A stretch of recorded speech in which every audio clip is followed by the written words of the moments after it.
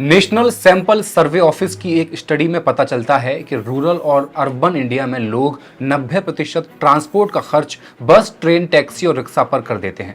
60% भारत में रहने वाले ट्रांसपोर्ट के लिए केवल बस और ट्रेन पर डिपेंड रहते हैं। तो वहीं एक फैक्ट ये भी है कि हर साल हजारों लोग पब्लिक ट्रांसपोर्ट में ट्रेवल करते वक्त एक्सीडेंट्स में मारे जाते हैं। एक रिपोर्ट के मुताबिक 2022 में रेल एक्सीडेंट में मारे गए लोगों की संख्या 21,000 तक थी। इससे पिछली साल 2021 में नेशनल क्राइम रिकॉर्ड्स ब्यूरो के अनुसार देश भर में 18,000 ट्रेन एक्सीडेंट्स हुए, जिनमें 16,000 लोगों ने अपनी जान गंवा दी थी। इंडिया टुडे की एक रिपोर्ट बताती है कि यूपीए सरकार में हुए ट्रेन एक्सीडेंट्स कई गुना ज्यादा थे एनडीए सरकार में हुए ट्रेन एक्सीडेंट्स की अपेक्षा। जैसे यूपीए के शासनकाल में रेलगाड़ियां पटरियों से उतरने की 867 घटनाएं हुई, जबकि एनडीए के शासनकाल में ऐसी 426 घटनाएं हुई। 2014 के बाद रेल सेफ्टी के लिए किया गया खर्च 3 गुना बढ़कर सालाना 17,801 करोड़ रुपए हो गया। इस रिपोर्ट में दावा किया गया कि 2004 से 14 तक कुल 1711 ट्रेन एक्सीडेंट्स हुए, तो वहीं 2014 से मार्च 2023 तक भाजपा की सरकार में महज 638 ट्रेन एक्सीडेंट्स दर्ज किए गए।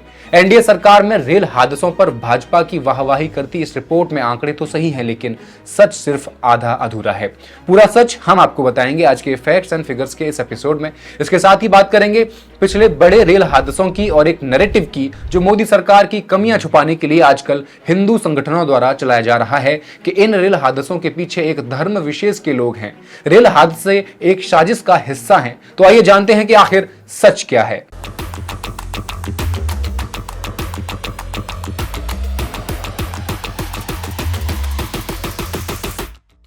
नमस्कार, मैं हेमंत और आप पॉलिटिक्स देख रहे हैं। 1857 के पहले स्वतंत्रता संग्राम के बाद अंग्रेजों ने भारत में रेल पटरियों का जाल बिछाने का जो सिलसिला शुरू किया था वो अपने आप में एक मिसाल है। आजादी के बाद भारत के विभिन्न हिस्सों में इंडस्ट्रियल फैक्ट्रीज में काम करने के लिए एक छोर से दूसरे छोर पर जाने के लिए सबसे सेफ और किफायती साधन के तौर पर रेलवे ने भारतीयों के दिलों में एक अमिट छाप छोड़ी थी। लेकिन पिछले 2 दशकों में या विशेषकर 2014 के बाद से भारतीय रेलवे और आम गरीब लोगों के बीच एक खाई सी बन चुकी है जो दिनों दिन चौड़ी होती जा रही है। हवाई चप्पल वालों को हवाई जहाज में सफर करने के सपने दिखाकर सत्ता में आई भाजपा सरकार ने सबसे पहले ट्रेन का किराया बढ़ाकर हवाई चप्पल वालों को हवाई जहाज तो छोड़िए, ट्रेन से भी अलग थलग कर दिया। बढ़ते किराए और बढ़ती महंगाई के बीच रेल हादसों ने भी आम आदमी का जीना हराम कर दिया है। फिर भी भाजपा सरकार के द्वारा एक क्लेम किया जाता है कि 2017-18 सेफ्टी रिकॉर्ड के हिसाब से सबसे बेस्ट ईयर था, क्योंकि तब 73 ट्रेन एक्सीडेंट्स ही हुए थे। इस साल के आंकड़े का कंपैरिजन मोदी सरकार यूपीए सरकार के 2013-14 के सेफ्टी रिकॉर्ड से करती है, जब देश भर में 118 ट्रेन एक्सीडेंट्स हुए। अब इस चार्ट को आप ध्यान से देखिए। रेलवे की वेबसाइट पर पड़े आंकड़े दिखा रहे हैं कि 2013-14 में 118 ट्रेन एक्सीडेंट्स हुए, विच इज ट्रू। उसके बाद 2017 में 73 ट्रेन एक्सीडेंट्स हुए, विच इज ऑल्सो ट्रू। लेकिन ये ग्राफ कहीं भी ये नहीं दिखा रहा कि बीजेपी सरकार के पहले साल यानी 2014 और 15 में 135 ट्रेन एक्सीडेंट्स हुए, जो यूपीए सरकार के पिछले साल के 118 के आंकड़े से ज्यादा हैं। अब आप इस ग्राफ को पूरा देखिए। 2003-4 से ट्रेन एक्सीडेंट्स में लगातार गिरावट हो रही है, लेकिन बीजेपी सरकार के आते ही 2014-15 में यह आंकड़ा बढ़ जाता है, जो पूरे ग्राफ में एक अपवाद की तरह दिख रहा है। इसके अलावा भी 2016-17 का आंकड़ा कहता है कि इस साल 238 मौतें ट्रेन एक्सीडेंट्स में हुई हैं, जो पिछले 7 साल के मुकाबले सबसे ज्यादा थी। रेल का पटरी से उतरना जैसे आम हो गया हो। 16 अगस्त की रात जब हम सभी नींद में थे, कानपुर के पास साबरमती एक्सप्रेस ट्रेन के डिब्बे पटरियों से उतर रहे थे। यह एक ऐसा हादसा है जिसके बारे में रेलवे ने बताया था कि इसमें कोई मरा नहीं है, कुछ लोग घायल जरूर हुए हैं। लेकिन यह इस साल की संभवतः ट्रेन की पटरी से उतर जाने वाली 20वीं दुर्घटना है। कोई भी ट्रेन पटरी से जब उतरती है तब उसका कोई ना कोई रीजन तो होता ही है। कभी सही तरीके से फिश प्लेट नहीं जोड़ी जाती, कभी पटरियों के फैल जाने की वजह से, या कभी पटरियों के डैमेज हो जाने की वजह से ट्रेनें पटरी से उतर जाती हैं। दूसरा रीजन सिग्नलिंग ठीक से नहीं हो पाना भी हो सकता है। इन दोनों के बिगड़ने से गाड़ियों के टकराने की और उनमें आग लगने की घटनाएं हो जाती हैं। और अश्विनी वैष्णव के कार्यकाल के दौरान इन दोनों तरह की भीषण दुर्घटनाएं हो चुकी हैं। रेलवे मंत्रालय मंत्रालय अब दुर्घटना मंत्रालय बन चुका है। पूरा का पूरा सिस्टम बिगड़ता हुआ दिख रहा है, लेकिन रेलवे मंत्री कह रहे हैं कि विपक्ष छोटी दुर्घटनाओं को बड़ा करके दिखा रहा है। संसद में जब कांग्रेस ने रेलवे मंत्री अश्विनी वैष्णव को रेल मंत्री कहा तब वो आग बबूला हो गए, जबकि कुल रेल दुर्घटनाओं की संख्या में तेजी से इजाफा होते हुए साफ दिख रहा है। अब यहाँ हम सिर्फ पटरी से उतरती गाड़ियों के रीजंस तलाशना शुरू करें तो इसके पीछे कोई रहस्य या किसी धर्म के लोगों की कॉन्स्पिरेसी छुपी हुई नहीं दिखेगी। आइए अब कुछ आंकड़ों पर बात कर लेते हैं। बिजनेस लाइन में एक खबर छपती है 1 अगस्त 2024 को। इसके अनुसार साल 2022-23 में रेलवे का टोटल रेवेन्यू 1,20,000 करोड़ रुपए बताया जाता है, जिसका 13.5% हिस्सा रेलवे ट्रैक के रिन्यूअल में लगाया गया। इसके अगले साल 2024 में रेलवे का रेवेन्यू बढ़कर हो जाता है 1,50,000 करोड़, लेकिन रिन्यूअल में सिर्फ इसका 11% ही खर्च करना तय किया जाता है। जबकि इस साल का बजट जब पेश किया गया तो रेलवे का कुल रेवेन्यू 1,80,000 करोड़ रुपए बताया गया और पटरियों के रिन्यूअल के लिए 10 करोड़ रुपया भी खर्च नहीं किया गया। साल 2016 में रेलवे के कुल रेवेन्यू का 16% हिस्सा पटरियों के रिन्यूअल पर खर्च हो रहा था, वो घटते घटते अब 7% पर आ चुका है। सवाल है क्यों? जितना पैसा आवंटित किया जा रहा है उसका सही इस्तेमाल या सही ढंग से क्यों नहीं किया जा रहा? सीएजी एक रिपोर्ट जारी करके बताता है कि साल 2017-18 से साल 2020-21 के बीच 1129 ट्रेन पटरी से उतरी हैं और जिन पटरियों से ये ट्रेनें उतरी उन पटरियों के 26% हिस्से पर ट्रैक का रिन्यूअल होना बाकी था। लेकिन इनके दावे कैसे हैं, आइए उन्हें भी देख लेते हैं। दावा किया गया कि 2014-15 से 2023-24 के बीच लगभग 27,000 किलोमीटर रेलवे ट्रैक का निर्माण हुआ है। इस साल की फरवरी में रेल भवन में एक प्रेस सम्मेलन के दौरान अश्विनी वैष्णव ने रेलवे विकास पर वजन देते हुए कहा था, पिछले साल रेलवे ने 5200 किलोमीटर नया ट्रैक बनाया जो स्विट्जरलैंड के पूरे नेटवर्क के बराबर है। लेकिन बिजनेस स्टैंडर्ड में छपी एक रिपोर्ट में आरटीआई का डेटा कहता है कि साल 2022-23 में रेलवेज ने 3901 किलोमीटर का ट्रैक निर्माण किया है। इसके अलावा पिछले साल अगस्त में रेलवे मंत्री अश्विनी वैष्णव ने संसद में बताया था कि रेलवे में करीब 2.5 लाख पोस्ट खाली हैं। इस पर कोई नियुक्ति नहीं हुई है। इसमें से ग्रुप ए और ग्रुप बी की 2000 सीटें खाली हैं। निश्चित ही बाकी सीटें ग्रुप सी और ग्रुप डी से जुड़ी हुई होंगी। रेलवे 2023 के आंकड़ों के हिसाब से 11,75,000 लोगों को रोजगार पर रखता है। इसमें से करीब 2.5 लाख लोगों का नौकरी पर न होना रेलवे ऑपरेशंस को किस तरह प्रभावित कर रहा है इसका अनुमान लगाया जा सकता है और पिछले 2 सालों में तेजी से बढ़ रही रेल दुर्घटनाओं के मद्देनजर और भी आसानी से समझा जा सकता है। एक कवच और था जो बहुत चर्चाओं में था। कहा जा रहा था अब ट्रेन एक्सीडेंट्स नहीं होंगे, जैसे ही ट्रेन टकराने वाली होंगी कवच दोनों की ब्रेक लगा देगा। रेल को दुर्घटना से बचाने के लिए रेलवे मंत्री और इस सरकार का जितना जोर कवच ऑटोमेटिक ब्रेक सिस्टम को लेकर था वो काफी हैरान करने वाला था। एक लंबे समय से इसे लेकर दावे किए जा रहे थे, लेकिन इसके लिए काम कुछ भी नहीं हुआ। हम तकनीक तो ले आते हैं लेकिन करप्ट सिस्टम की वजह से इसे अमल में नहीं ला पाते। इस साल कवच 4.0 के लिए 1,08,000 करोड़ रुपए का प्रावधान किया गया है। इस कुल खर्च में ट्रैक रिन्यूअल, सिग्नल और ब्रेक सिस्टम तीनों ही शामिल हैं। हमने आपको शुरू में बताया कि रिन्यूअल में 7% भी खर्च नहीं किया जा रहा।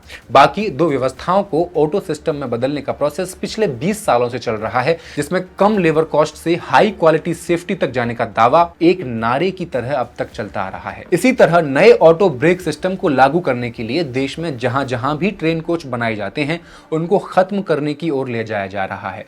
सिग्नल, इंजन और बोगी ये वे 3 अरेंजमेंट्स हैं जिनके रास्ते प्राइवेटाइजेशन ने अपना रास्ता बनाया और रेलवे को प्रॉफिट कमाने की एक मशीन में बदलना शुरू कर दिया। लगभग 2 करोड़ लोगों को हर दिन यात्रा की सुविधा देने वाली रेलवे में जहां प्रॉफिट का खेल खेला जा रहा है, वहां इतने ही बड़े पैमाने पर 2 करोड़ लोगों की जिंदगी के साथ भी खेल खेला जा रहा है। एक कहावत है, पूत के पांव पालने में दिख जाते हैं। भाजपा सरकार 2014 में जैसे ही सत्ता में आती है 1 महीना भी नहीं होता और रेल का किराया 14.3% से बढ़ा दिया जाता है। 2014 से पहले तक आप किसी अपने परिजन को रेलवे स्टेशन लेने या छोड़ने जाते थे तो प्लेटफॉर्म टिकट के लिए आपको 5 से 10 रुपए देने पड़ते थे, लेकिन 2021 में वही प्लेटफॉर्म टिकट 50 रुपए की कर दी गई।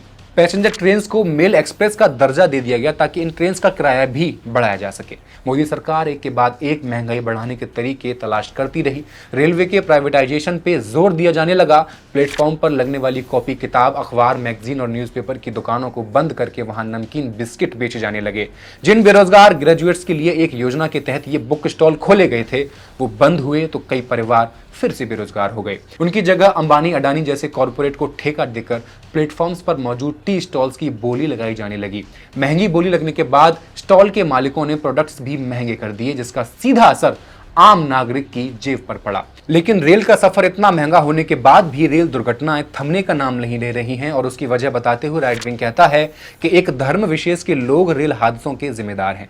ये उन्हीं की साजिश है। जैसे कोविड फैलाने का जिम्मा एक समुदाय के लोगों पर डाल दिया गया था, ठीक वैसे ही भाजपा सरकार में कुछ भी गलत होता है तो उसका जिम्मेदार ये धर्म हो जाता है। इन रेल हादसों की असल वजहों में एक सबसे जरूरी वजह है कम स्टाफ से ज्यादा काम करवाना। स्पेशली लोको पायलट से उनकी कैपेसिटी से ज्यादा काम लिया जा रहा है। 1989 का रेलवे अधिनियम कहता है कि लोको पायलटों की शिफ्ट 11 घंटे से ज्यादा नहीं होनी चाहिए और उन्हें एक बार में 9 घंटे से ज्यादा समय तक ट्रेन नहीं चलानी देनी चाहिए, जबकि लोको पायलटों को अक्सर ओवरटाइम करने के लिए मजबूर किया जाता है। फॉर एग्जाम्पल 17 जून को पश्चिम बंगाल के जलपाईगुड़ी में एक मालगाड़ी ने कंचनजंगा एक्सप्रेस को टक्कर मार दी, जिसमें 10 लोगों की मौत हो गई। शुरू में इस दुर्घटना के लिए मालगाड़ी के लोको पायलट को दोषी ठहरा दिया गया, लेकिन जब जांच हुई तो उसमें सामने आया कि एक्सीडेंट का मेन रीजन प्रोसीजरल लैप्सेस और इनकरेक्ट मैनुअल सिग्नलिंग थी, यानी सिग्नल देखने में चूक हुई। इस एक्सीडेंट में लोको पायलट की मौत हो गई। रिपोर्ट में पता चला कि मृतक पायलट को 4 लगातार रात की शिफ्टों में काम करने के लिए मजबूर किया गया था, जो सुरक्षा नियमों का साफ साफ उल्लंघन था। पिछले 2 सालों में मध्य प्रदेश, पश्चिम बंगाल और पंजाब जैसे स्टेट्स में कई ट्रेन एक्सीडेंट्स हो चुके हैं, जिनकी वजह में सामने आया कि लोको पायलट ओवर टाइम की वजह से या तो सो गए या सिग्नल देखने में चूक गए। ये situation specially East Coast Railway और साउथ ईस्ट सेंट्रल रेलवे जैसी बिजी माल ढुलाई वाले क्षेत्रों में ज्यादा गंभीर है, जहां खनन के काम का भारी ट्रैफिक रहता है। एक एक्सीडेंट और 2023 में बालासोर में हुआ, जिसमें लगभग 300 लोग मारे गए, 1200 से ज्यादा घायल हुए। भारतीय रेलवे के इतिहास का यह दूसरा सबसे भयानक ट्रेन हादसा था। सीबीआई ने इसकी जांच की और पाया कि एक्सीडेंट का मेन रीजन फिर से गलत सिग्नलिंग था। गलत वायरिंग और खराब केबल्स की वजह से सैकड़ों जानें चली गईं। मैक्सिमम गवर्नेंस मिनिमम गवर्नमेंट के साथ काम कर रही बीजेपी सरकार पब्लिक सेक्टर में काम कर रहे कर्मचारियों को ओवर टाइम काम के लिए मजबूर करती है, उन्हें पर्याप्त आराम नहीं मिल पाता है। रेलवे के विश्राम गृहों की हालत इतनी खराब है कि यहाँ बिजली और पानी जैसी सुविधाएं भी नहीं हैं। उदाहरण से समझिए, जब पायलट रेलवे हेड ऑफिस पहुंचते हैं तो वहां उन्हें 16 घंटे का आराम मिलता है, लेकिन छोटे स्टेशनों पर पोस्टेड कर्मचारियों को केवल 8 घंटे आराम मिल पाता है। उसके बाद फिर से उन्हें काम पर लगा दिया जाता है। भारतीय रेलवे लोको रनिंग मैन एक ग्रुप है जिसने कम आराम मिलने की प्रथा को अदालत में चुनौती दी है। अब निर्णय उनके पक्ष में तो आया, लेकिन समस्या अभी भी वही बनी हुई है। प्रशासन द्वारा अब लोको पायलटों पर वीडियो कैमरा के माध्यम से लगातार निगरानी रखी जा रही है। सरकार के पास सीसीटीवी कैमरा लगाने के लिए पैसा तो है, जिससे लोको पायलटों पर निगरानी रखी जा सके, लेकिन सुविधाएं देने के लिए पैसा नहीं है। सुविधाएं जैसे कि आराम करने का समय, अच्छा खाना, पीने का साफ पानी और बिजली एक्सेट्रा। रेलवे के नियम लोको पायलटों को इंजन के अंदर खाना खाने की परमिशन नहीं देते हैं, जिससे पायलटों को दिन भर चाय पर निर्भर रहना पड़ता है, जो बड़ा कारण है हेल्थ इश्यूज जैसे गैस्ट्रिक पेन का। इसके बाद टॉयलेट्स की भी भारी कमी है अब, क्योंकि स्टेशनों के बीच लंबी दूरी होती है और कई बार स्टॉप भी कम आते हैं, जिसकी वजह से खासकर महिला पायलटों को पीरियड्स या प्रेगनेंसी के दौरान और ज्यादा मुश्किलें झेलनी पड़ती हैं। ट्रेन के केबिन के अंदर गर्मियों में टेम्परेचर भी कभी कभी 60 डिग्री सेल्सियस पहुंच जाता है। इसके बाद केबिन के अंदर का नॉइज लेवल लोको पायलट्स की सुनने की क्षमता को नुकसान पहुंचाता है। इन चुनौतियों के बावजूद लोको पायलट्स को हर साल कड़ा फिटनेस टेस्ट पास करना पड़ता है, जो खराब स्वास्थ्य स्थिति के कारण और कठिन हो जाता है। कई लोको पायलट को अगर चेक करेंगे तो high blood pressure, diabetes, heart problems, back pain जैसी समस्याएं उनको होना आम बात है। सवाल यह है कि लोको पायलट्स की कमी को क्यों पूरा नहीं किया जा रहा है? क्या उनसे ओवर टाइम करवा के ट्रेन में यात्रा कर रहे हजारों यात्रियों की जान को जोखिम में डाला जा रहा है? काम हर दिन बढ़ रहा है, जबकि लेबर उतनी की उतनी ही है। कोई धर्म विशेष वाले नहीं करवा रहे हैं ये एक्सीडेंट्स। सरकार जिम्मेदार है, रेल मंत्री जिम्मेदार हैं। हादसों की वजह एक है, भारतीय रेलवे के पास पर्याप्त संख्या में कर्मचारियों का अभाव है। रेलवे स्टाफ का यह बढ़ता बोझ और खराब स्वास्थ्य स्थितियां भविष्य में भारतीय रेलवे की स्थिति को और खराब कर सकती हैं। और कोई आवाज उठाए तो उसकी आवाज को दबाने में सरकार 2 कदम आगे रहती है। ऑल इंडिया लोको रनिंग स्टाफ एसोसिएशन, जो लोको पायलटों के अधिकारों की वकालत करती है, इस एसोसिएशन को बड़े दमन का सामना करना पड़ रहा है। हाल ही में सरकार ने इस यूनियन का रजिस्ट्रेशन रद्द कर दिया, क्योंकि ये रेल में प्राइवेटाइजेशन का विरोध कर रही थी और पुरानी पेंशन योजना ओपीएस जैसे मुद्दों का समर्थन कर रही थी। जो दुर्घटनाएं हो रही हैं वे एक खास पैटर्न पर हैं और ये सीधे सीधे रेलवे को लेकर बनाई गई नीतियों का परिणाम है। यह नीतियों की असफलता है जो लोगों की जान लेकर उसके कारणों को रेखांकित करने और उसे तुरंत ठीक करने की मांग कर रही है। निश्चित ही इस असफलता की जिम्मेवारी रेलवे मंत्री और इस सरकार की है। भारतीय रेलवे के लोको पायलटों को जरूरत से ज्यादा काम, खराब आराम सुविधाएं, स्वास्थ्य जोखिम और बढ़ती निगरानी जैसी चुनौतियों का सामना करना पड़ रहा है, जबकि प्राइवेटाइजेशन का प्रोसेस तेजी पकड़ रहा है। शुक्रिया।